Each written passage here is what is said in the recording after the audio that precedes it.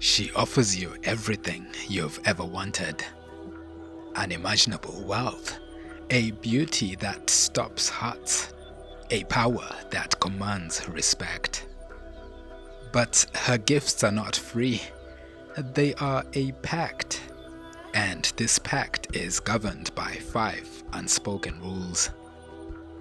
Break them, and you will lose everything.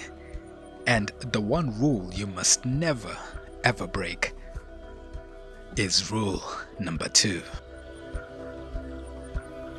Before the rules are given, one must be chosen. This covenant is not sought, it is a destiny that finds you. She calls her chosen ones in 3 ways. The first call is a test in a dream. You may find one of her possessions by the water's edge: a comb, a watch, a mirror. She will appear in your dream to demand its return. If you show respect and give it back, she will make her offer: loyalty in exchange for a world of wealth. It is the first step in forging the bond. The second call is more harrowing: an inexplicable illness. A sickness that no doctor can diagnose and no medicine can cure. The elders know this is not a disease of the body, but a spiritual affliction. It is her grip, her hold on a person, separating them from the world, making them hers. The only cure is to answer the call. The final call is the most terrifying and transformative: physical abduction. To the village, they have drowned. A funeral is held, but they have been taken to her underwater kingdom, a paradise of impossible beauty and wealth. They may remain for days, months, even years. When they return, they are no longer the person who disappeared. This is the shamanic path: to die to the world, to be taught the secrets of the spirit realm, and to be reborn. They return as her priest, her priestess, forever marked by their time in the other world.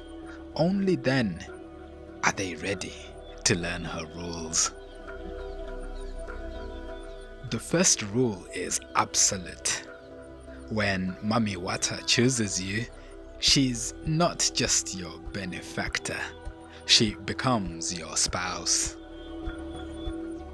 This is a spirit marriage, a bond that supersedes all mortal commitments. She will visit you in your dreams, first as a great serpent to see if you can accept her true primal nature, then as a beautiful woman to seal the covenant. From that moment on, your life force, your romantic energy belongs to her and her alone. The reward for this fidelity is a flood of blessings. A poor man becomes a wealthy king overnight, but the price is isolation. For a man, this pact almost always demands complete celibacy. He can never marry. He can never father children. His house will be full of treasure, but empty of family. The very energy he would have used to create a bloodline is rerouted, transmuted into the power to create a fortune.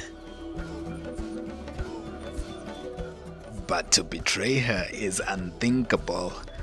Mami Wata's jealousy is legendary. Break the vow, and the world evaporates. Sickness takes root in your body, and a madness from which there is no return takes your mind.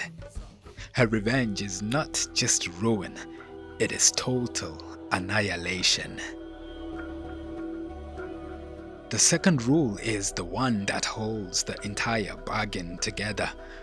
The one that, if broken, causes the most immediate and catastrophic collapse. You must never, ever speak of your pact, the source of your wealth, the nature of your dreams, the name of your spirit bride. It must all remain a perfect secret. To speak of her to the uninitiated is to profane the sacred bond. It is the ultimate act of betrayal. Her devotees know that secrecy is not about mystique. It is a law of spiritual physics. The pact creates a sacred, closed circuit of power between you and her. Your silence is the vessel that contains it. To speak of it is to shatter the vessel. The power doesn't just leak, it vanishes. And her retribution for this betrayal is not gradual. It is instantaneous. The moment the secret is revealed, the gifts are withdrawn, and you are left exposed to her full wrath. The third rule governs your daily life. Mami Wata is a modern spirit, a goddess of global trade and luxury. To please her, you cannot just worship her, you must become like her. Her altars are not filled with traditional offerings. She demands the treasures of the modern world. Sweet sodas, European perfumes, scented powders, and foreign luxuries. But the offerings are only the beginning. The devotee's entire life must become a shrine. You must maintain perfect cleanliness, dress in stylish, expensive clothes. Your very appearance must be a testament to her taste and generosity. You become a living, breathing shrine to her essence. The most important object on her altar is the mirror. Her followers know it is not for vanity. It is a gateway, a scrying glass used to call her, to project your desires and receive her power. They are warned never to stare too long, lest something from the other side stares back. To neglect her altar, or to allow your own appearance to degrade, is a grave insult. And a proud, jealous spirit like Mami Wata does not tolerate disrespect. Her punishments are capricious, a string of bad luck or illness, designed to remind you who is in control. The fourth rule extends her sovereignty from the spirit world to the natural one. All creatures of the water are her children, and she demands they be treated with absolute reverence. This pact comes with a strict taboo. You must not harm, kill, or consume any being that lives in the water. To eat fish is to commit an act of symbolic cannibalism against her spiritual family. In many communities, her devotees are known for their sudden allergies or unexpected vegetarianism. It is a sign that their very body is no longer their own.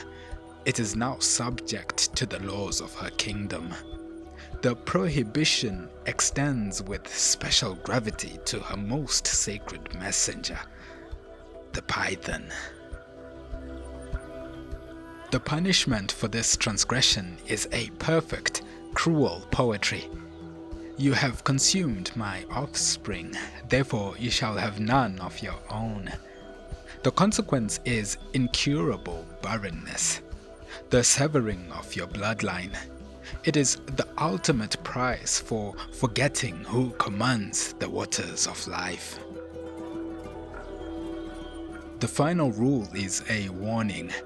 Her domain, the rivers, the lakes, the oceans, is not just water. It is her living, breathing body, and you must treat it as a sacred and dangerous temple. On certain days of the week, her sacred days, all are forbidden from approaching the water's edge. To fish, to swim, to dump refuse, or even to speak her name with disrespect is to trespass. The water itself is a conscious entity, the literal threshold between our world and hers. To disrespect it is to knock on the door of a sovereign queen with a fist instead of a bow. The punishment for disrespect is not an act of anger. It is the realm itself reacting to an intruder. Those who break this rule are often claimed by the water. They are pulled across the threshold, a punitive sacrifice from which they are never permitted to return. The 5 rules, a covenant of desire and danger. Mami Wata is the ultimate embodiment of the modern bargain, a transactional spirit for a transactional age. She offers a seductive shortcut to the life you crave, but the fine print of her contract is written in the language of the soul. She will give you the world, but in return, she demands your fidelity, your secrecy, your reverence, your very bloodline, and in the end, your soul. The question is, what are you willing to pay? This is the House of Horrors, signing out.